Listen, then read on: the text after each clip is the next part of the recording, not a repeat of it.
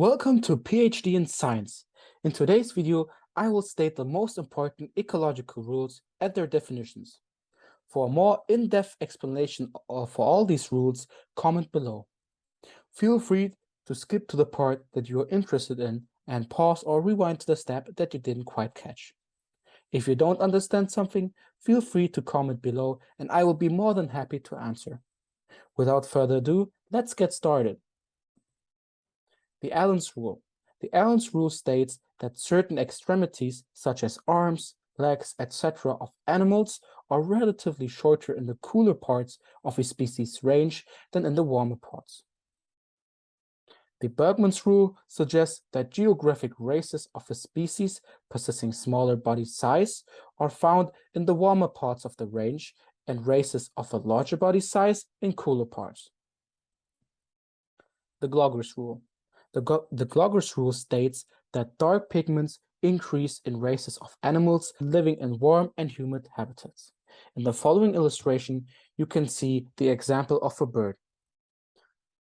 The Gause's rule, or also called the Gause's law. It's also called the competitive exclusion principle and states that two species competing for the same resource can't coexist at constant population levels. Competition between the two species leads either to the extinction of the weaker competitor or to an evolutionary or behavioral shift in either or both species, so that they begin to exploit at least somewhat different ecological niches. The egg rule. The egg rule states that the average number of eggs in a set or clutch laid by songbirds and several other kinds of birds increase as one moves north in latitude.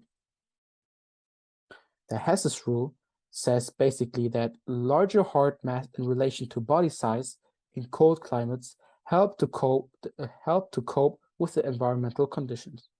Even though Hesse's rule hasn't been fully explored yet, one may think that larger organisms need a larger heart to pump more blood through the body in order to maintain homeostatic conditions. Blue whales of the Balaenoptera musculus species, for example, are a widespread whale species that may be found in all oceans, with the exception of the Arctic Ocean.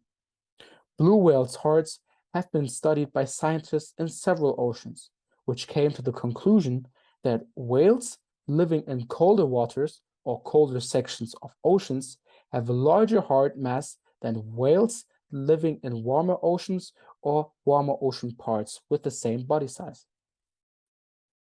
Rensch's rule. The sexual size dimorphism, so basically the difference between male and female size, is larger and larger in species and animals that have more hair and longer hair than those in warm climates. According to some studies, this is due to sexual bimachorism, so basically the difference in developmental timing between males and females of the same species. So this allows male qualities to diverge faster and develop for a longer length of time than female ones. The link between sexual size dimorphism and body size is thought to be the result of increased male and male competition in larger species, primarily due to limited natural resources, fueling male violence, overbreeding territory, and mating patterns.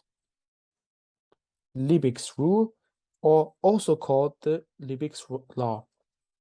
Growth is controlled not by the total amount of resources available, but by the scarcest resource.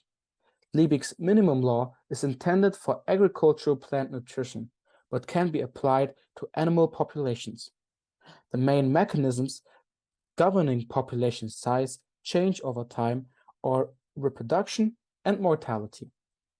In addition to lowering rates of development or activity for individual organisms, a lack of resources or other non-ideal environmental conditions limit the reproduction rate or increase the death rate in a population. Well, that was it. I hope you have learned something new and would appreciate if you can use these videos to support your unique learning path. I do also have an Instagram and TikTok account where I will post short, concise clips of each topic.